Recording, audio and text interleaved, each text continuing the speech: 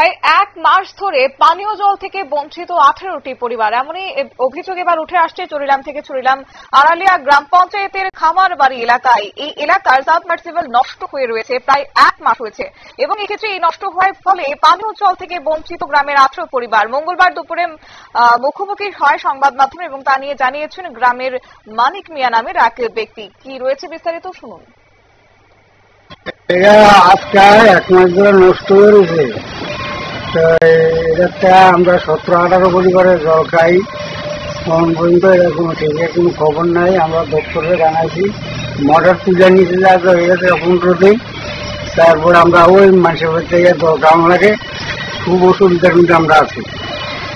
তখন রাতে অতি সত্তর আমরা এরা তাড়াতাড়ি ঠিক করে দেয়, এর লাগে আমরা দপ্তরের কাছে অনুরোধ করতাম। জায়গাটার নাম খামারবাড়ি 3 নম্বর ওয়ার্ড, এরা আড়ালিয়া পঞ্চায়েত, চুরিলাম আড়ালিয়া পঞ্চায়েত। তারপর এটা নিচে যে 15 দিন এটা একটু নষ্ট হয়ে গেছে, 1 মাসে 15 দিন নিচ্ছে 15 দিন টাইনে দেওয়া যায় না। অবশ্যই ক্ষেত্রে তিনি জানিয়েছেন যে অতি দ্রুত দপ্তরের কাছে সাবমার্সিবল এবং মোটর ঠিক করে দেওয়ার আবেদন করেছেন। ডিডব্লিউএস দপ্তরের লোকজন এসে মোটর তুলে নিয়ে গেছে, এখনো পর্যন্ত সেই তা সারাই করে দেওয়া হয়নি, মোটর লাগানো হয়নি, যার ফলে পানীয় জলের দুর্ভোগ পোহাতে হচ্ছে গ্রামের মানুষকে। তবে এখন দেখার বিষয় আগামী দিনে দপ্তরের পক্ষ থেকে কোনো রকমের ভূমিকা গ্রহণ করা হয় কিনা। নিয়ে নিচ্ছি ছোট্ট একটি বিজ্ঞাপন বিরতির সঙ্গে থাকুন।